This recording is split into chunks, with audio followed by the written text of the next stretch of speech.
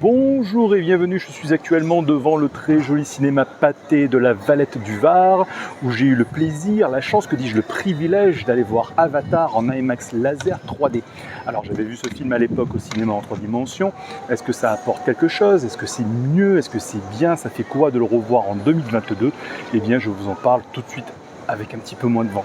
Le doigt dans le but. Et la question qu'on peut légitimement se poser, c'est: est-il pertinent en 2022 de retourner voir Avatar, qui, je le rappelle, est sorti au cinéma en 2009? La réponse est oui.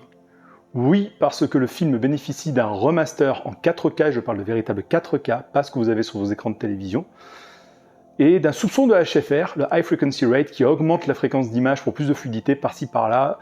Le Hobbit, Peter Jackson, allez voir, c'est très intéressant. Donc oui, le film est absolument splendide sur un écran de cinéma. J'ai le privilège d'avoir une salle en IMAX 3D ici, dans le Var, et donc sur un écran géant, on redécouvre le film, vraiment, alors que je l'ai vu au cinéma en 2009, hein, on redécouvre vraiment le film.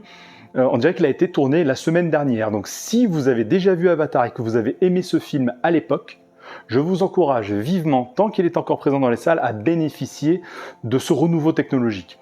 James Cameron était très en avance à l'époque, tellement en avance qu'il n'a jamais été rattrapé. On sait aujourd'hui le destin funeste qu'a connu la 3D, déjà sur les téléviseurs, mais aussi au cinéma, où maintenant c'est devenu de plus en plus rare. Mais tout simplement parce qu'aucun film après Avatar n'a été capable de placer la barre aussi haut. Alors il faut savoir qu'à la fin d'Avatar, on a un petit teasing de Avatar 2 qui va sortir à la fin de l'année. Alors c'est très intéressant, parce que souvent quand on fait un comparo avec une certaine distance de temps, on a un peu de mal à être objectif. Là, pendant que je regardais Avatar, je me disais, mais c'est toujours parfait en fait, c'est toujours aussi sublime. Qu'est-ce qu'on peut faire de mieux? Qu'est-ce qu'on peut faire de plus? Est-ce qu'il va arriver à faire encore plus beau que ça? Eh bien, avec ce petit teasing qu'on a à la fin du film, qui présente quelques images en fait de Avatar 2, qui sortira donc à la fin de l'année 2022, eh bien, je peux vous garantir que c'est encore plus beau. C'est bluffant. Au niveau de la fluidité du mouvement, peut-être même un petit peu trop. J'ai eu un petit effet caméscope à un moment, vous savez, ce petit effet là quand on active tous les modes d'amélioration d'image sur vos téléviseurs. J'ai eu un petit peu ça, mais très, très subrepticement. Et puis je suis sûr que dans le film on l'aura pas. L'image est limpide, claire, détaillée. C'est comme si on changeait de résolution sur un ordinateur. Et l'eau, parce que le film va être apparemment centré sur l'eau, mais juste magistral. Donc j'ai hâte de voir dans quel retranchement James Cameron a repoussé les technologies d'image dans le prochain Avatar. Maintenant, si vous n'avez pas vu le film et que vous vous demandez si c'est bien, c'est compliqué de répondre à cette question.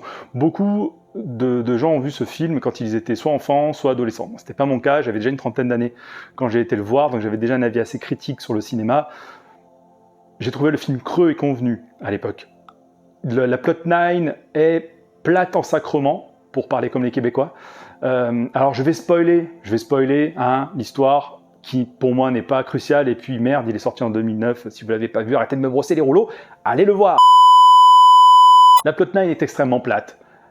Un Jake Sully, qui arrive avec les méchants envahisseurs sur une terre de sauvages pour en piller les ressources, qui essaye de faire des choses de manière plus ou moins sympathique au départ, mais s'ils veulent pas, ils finiront par leur tirer dessus. Donc il va au sein de la tribu, se fait accepter par la tribu, tombe amoureux de la fille du chef, est obligé de révéler qu'au départ il était là pour filer des renseignements, donc il se fait tabasser la gueule, mais il revient en héros pour les sauver. Donc en fait la fille du chef, qui au départ lui en voulait parce qu'il a trahi, finalement elle dit ah mais en fait je t'aime, et puis ils combattent les méchants ensemble, ils gagnent contre les méchants ensemble, contre l'infâme colonel joué par Stephen Lang, qui a joué exactement le même rôle dans la série Terra Nova, qui était très sympathique, la série Terra Nova. Je ne sais pas s'il y a eu fin à cette série avant de perdre la vue et d'entretenir des rapports privilégiés avec la jeunesse de son quartier dans le film Don't Breath. C'est du vu et du revu, et du relu et du réentendu, enfin je veux dire c'est quelque chose, c'est voilà.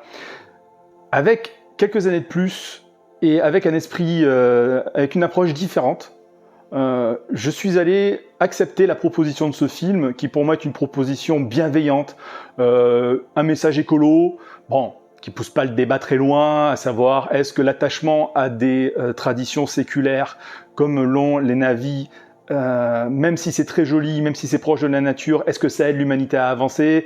Est-ce que la science est forcément destructrice et uniquement amenée au pillage des ressources et à l'assèchement des ressources sur une planète? Ou est-ce que la science ne peut pas au contraire aider au renouvellement? Et est-ce qu'elle ne peut pas être en symbiose justement avec les peuplades présentes, autochtones et les traditions? Ça, c'est quelque chose qu'on aurait pu évoquer, mais Avatar n'est pas là pour ça. Avatar est là pour diffuser un message de bienveillance, un message d'amour à la Terre, même si là, on n'est pas sur la Terre, on est sur Pandora, mais bon, il y a un rapprochement. C'est là pour nous en mettre plein les yeux, c'est là pour nous faire du Disney sans être du Disney, et pour le coup, on peut dire qu'il fait le job. Il fait carrément le job. Donc avec 13 ans de plus et un état d'esprit différent, eh bien j'ai pris beaucoup de plaisir à le revoir. Honnêtement, je vous le dis, j'ai pris beaucoup de plaisir à le revoir. Et je pourrais le revoir encore une fois sans aucun problème. Voilà ce qui est de mon avis sur Avatar. Maintenant, pour toutes les jeunes générations qui l'ont connu quand ils étaient enfants ou ados, bien sûr, c'est une Madeleine de Proust, une pure Madeleine de Proust, et donc ils iront voir le 2, mais en galopant. Où peut-on voir ce film en dehors du cinéma, même si... N'hésitez pas. Allez le voir, il vaut largement. C'est peut-être, si vous hésitez tout le temps à mettre du pognon dans l'IMAX, parce que c'est pas donné quand on n'est pas abonné, là, vraiment, Avatar, c'est le film qui est fait pour ça, quoi. Voilà. Mais si vous ne pouvez pas, ou ne voulez pas vous déplacer, eh bien, malheureusement, il n'est disponible sur aucune plateforme. Enfin, pas de manière gratuite. Il est disponible hors abonnement sur Amazon, sur MyCanal, je crois, pour quelques euros. Donc, vous pouvez le voir. Sinon, bien entendu, support physique, encore une fois et toujours, donc ça c'est l'édition collector qui était sortie à l'époque, 2009-2010, donc on ne doit pas pouvoir la retrouver, mais j'imagine qu'il existe en Blu-ray normal, pas encore en 4K, normalement le master devrait être transféré et je vais y venir là-dessus. Sinon, si vous avez encore la chance, ce n'est plus mon cas, d'avoir un écran 3D à la maison, il existe également une édition 3D. Alors, je ne sais pas si elle est encore trouvable facilement, j'imagine que oui. Je l'ai vu dans un cache express. C'est scandaleux d'ailleurs que les gens revendent ça, bref. Je l'ai vu dans un cache express. Donc là, dites-vous, mon écran 3D, j'ai jamais été bluffé. J'ai d'autres Blu-ray 3D, j'ai les Avengers, j'ai Scrooge, jamais été bluffé. J'ai mis ça dans mon lecteur Blu-ray, et j'ai pris une claque. Vraiment, ce film, même sur un écran de télé 3D, vaut le détour. Donc si vous pouvez mettre la main dessus, si vous avez un écran 3D, n'hésitez pas. Pourquoi je disais, je vais y revenir sur les Blu-ray? Parce que James Cameron, il est bien sympa, il est dans le turfu au niveau du cinéma et tout. D'accord. Maintenant, c'est un beau connard en ce qui concerne le support physique, parce que monsieur veut absolument tout chapeauter, monsieur veut absolument tout contrôler, et résultat, il contrôle rien. Il fait rien.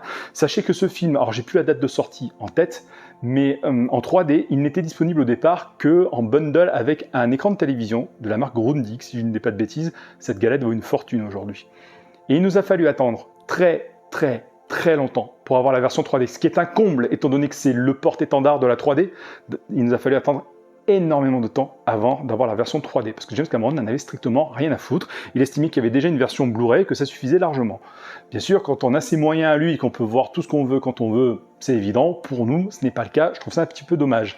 Et ça n'a rien à voir avec Avatar, mais je vais citer Abyss, du même réalisateur. Oui, c'est un DVD. Pourquoi je ne vous montre pas le Blu-ray? Eh bien, tout simplement parce qu'il n'existe pas.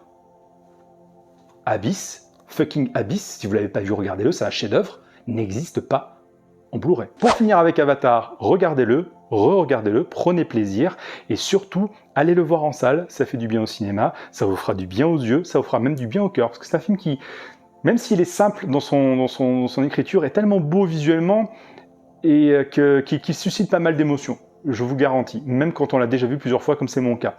Et puis comme ça, vous pourrez aller voir tranquillement le 2 à la fin de l'année au cinéma. Je vous fais des gros bisous, et je vous dis à très bientôt.